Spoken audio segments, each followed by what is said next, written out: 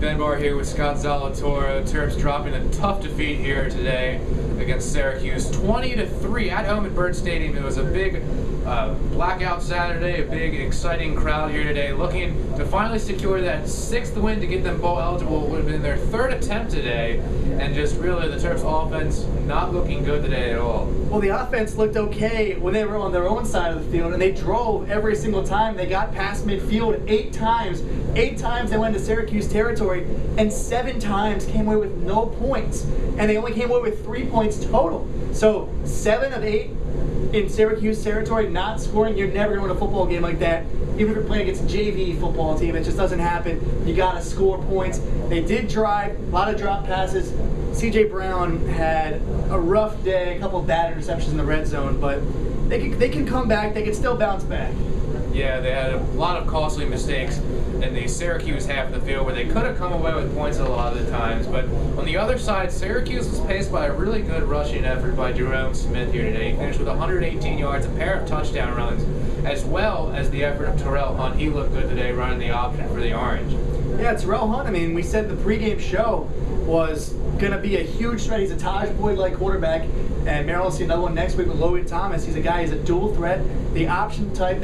Every single play, the ball went to the belly of the running back, whether it was going to be a pullback for him to run it, a play-action pass, or a handoff. Every single play. So Maryland, almost like in a Navy style, except for without the crazy wing, wishbone type of formation, but still Maryland had no answer for him, and they had the Thunder in Jerome Smith, and they had the Lightning in George Morris, and then they had Terrell Hunt, who looked pretty good and had a real long run that set that second touchdown. And I thought George Morris was going to be the player that could ice the game for Syracuse coming out at halftime, but really Jerome Smith remained a really good, strong power running back here today for the Orange. He was very effective from beginning to end. And the Terps, they were coming off of an open date. Remember, they lost to Clemson 2 weeks ago. They had the open date. They were hoping that CJ Brown would come back and be very good and healthy finally, and the open date obviously was a favor for that, but he just did not look in sync the whole game. Well, he showed some great flashes, especially towards the end of that game, stepping up, running through the pocket, and then throwing some nice strikes. Maryland did not help him a lot too much when they got down the other side of the field. A lot of drop passes, and you know, the more and more drop passes you have, the more and more you got to throw the ball in these 3rd and long situations, and that's where these turnovers come from. The biggest play of the game was when Maryland's at the 19-yard line, and CJ Brown throwing into the wind threw an interception in double coverage in the end zone, and Maryland, if they would have scored a touchdown on that possession, would have tied the game at 10, would have been down 10-7. That was before they hit the field goal, and there was just no coming back from that. Syracuse marched down the field and kicked the field goal, and that was when it was. It's still a completely different look and thought process and a type of game situation there if that would have happened for the Terps. Absolutely. I mean, a couple things go differently. This is a different scoring game, and again, the biggest thing that comes away from this game was 8 times across the 50-yard line and not scoring on 7 of them and turning it over 4 times. After you work so hard to get down there, there was the only drive Maryland scored on was they were gifted 55 yards in penalties and almost turned it over again, and they just couldn't take advantage, could not get the ball into the end zone. And if you can't score a touchdown against Syracuse at home, you're not going to win a game. And it's only going to get tougher from here, you know. Terps really, they had a good opportunity here to get that 6th win to get bowl eligible, you know, and it's kind of funny because 2 weeks ago, Laverne Jacobs had a career day for the Terps, and today it was actually Abed Atawa. He finished with 109 receiving yards.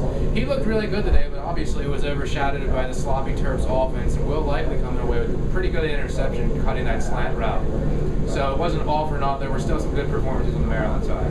Yeah, I mean, some things, there's always some positives, but this week, the negatives just 100-fold times over just outweighed the positives, and unfortunately, it was a really tough loss at home. 2nd to last ever home ACC games for the Maryland Terrapins, and the only one they got left is Boston College. Another tough 2 was played Florida State, Clemson, and Virginia Tech, all very close. They beat Virginia Tech last week, so Maryland, the road doesn't get much easier. If they want to become bowl eligible, they've got to do things. They've got to play beyond their current potential, which means they've got to go down into Blacksburg next week.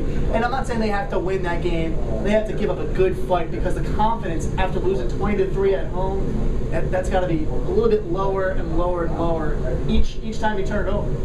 So the Terps will look to turn around after this 20-3 loss in the first and last ACC football game against Syracuse. You can catch Maryland at Virginia Tech next week. Scott will be down there with Ryan Wormley on the call for WMUCsports.com.